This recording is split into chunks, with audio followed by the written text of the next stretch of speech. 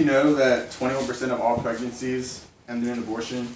Half of our pregnancies in our country were not meant to happen, and 4 in 10 of those pregnancies will end in an abortion. As a devout Catholic myself, I value life every single day. I feel that I was conceived and God made me in His image and likeness to live out life fully and to become a full human being.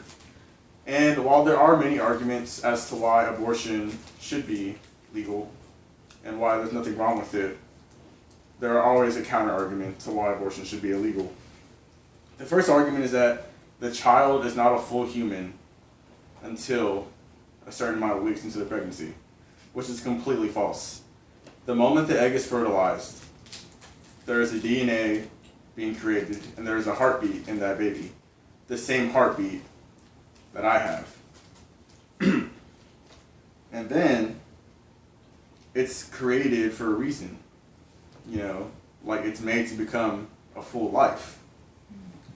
And the other argument is when the woman will usually say, oh, it's inside my body, so I can choose whatever I want to do with it. That's false. The woman chose to have sexual intercourse, unless it was rape or incest, which I'll get to in a second. But even though it's inside the body, it's not a part of the body. The baby fully focuses on that mother. She needs the mother. She's dependent on the mother. And the mother shouldn't take advantage of that. She should make the baby feel safe. The womb should be one of the safest places that a child will ever be. And now the biggest argument is, what if I was raped? Or what if there was incest involved? Obviously, rape and incest are some of the biggest problems in our country. I don't think they're okay at all. But regardless of the awful incident that took place at the time, it is not the baby's fault for what happened. The baby is innocent for what took place at the time. Therefore, a woman shouldn't have to kill a baby because something that happened to her. And, obviously the woman will say to herself, I can't have this baby because every single day I will have to look at that baby and say to myself, you were born because I was raped or because there was incest involved. Obviously, that's a whole different situation, and I completely respect why a woman would not want to do that. But there are other alternatives to that. The main one is adoption, where the woman will then say, oh, I can't take care of this baby.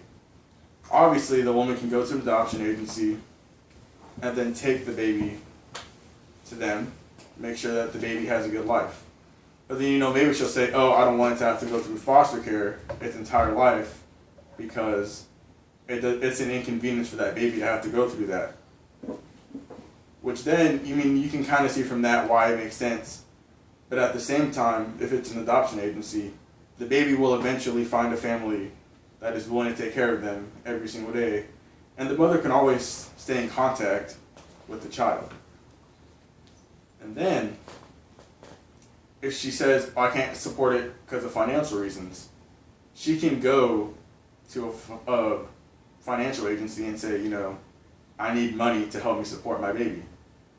I have 2 little siblings who are 1 and 2 years old. I see how much money goes into having a baby. I know it's a lot of money, but, the agency will find a way to make sure that the baby will be taken care of in a financial manner. It may not be the best situation, but at least that baby is alive, and she should be grateful for that. Then the mother will say, I was on birth control. There was no intent of having a baby. First off, like I said earlier, in that case, the woman chose to have sex. And when a woman has sex, the ability to get pregnant is always an option. But she'll say, I was birth control, so I shouldn't have to go through this. She probably should have realized that birth control and condoms are not 100% correct. They won't work 100% of the time. There's still a very high chance that the baby will be born. The birth control could have messed up. The condom could be broken. We don't know. But if the baby comes because of birth control, it's still a baby. You still have a baby there. And then the mother will say, what if something could be wrong with the baby or something could happen to me in the pregnancy room?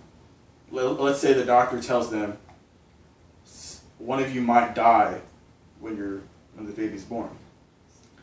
In that situation, obviously, the doctor will have to go in. The doctor will have to go in with the mindset of, I'm not trying to kill one of them.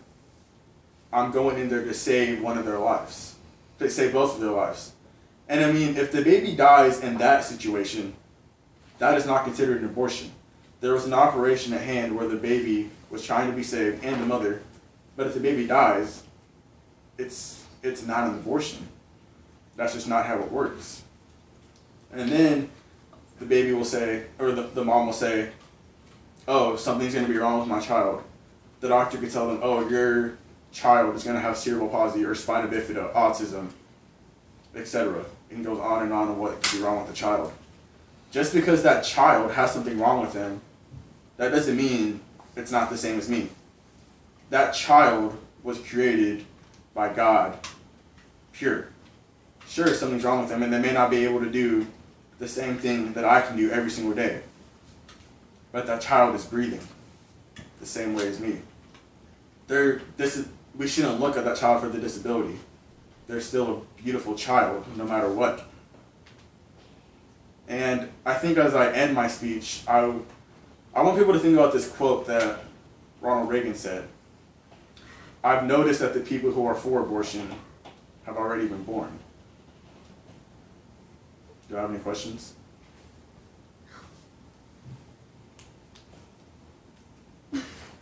Have you ever been in a situation where you had to help somebody make the choice to have an abortion or not?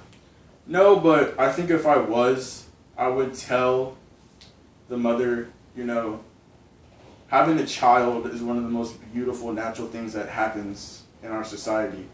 Like every time you hear a mother and a husband say, oh, we're going to have a kid, there's excitement. It's a long process, but in the end, you come out with one of the most beautiful things that can be created. Awesome. Do I have any more? Do you think shows like Teen Mom influence teenagers to have babies and then once they regret it, get abortion? I think it does, and I think it doesn't because obviously they'll see Teen Mom and they're like, oh, I don't want to go through that. Obviously, it'd be awful to have to go through that every single day. But at the same time, I don't think it really matters to them because I don't think they'll watch that show and they'll say, oh, I'm just going to stop having sex all of a sudden. I'm going to have sex. And, if she gets pregnant, that's on her. She should be the one who realizes I made a choice and I'm going to have a baby.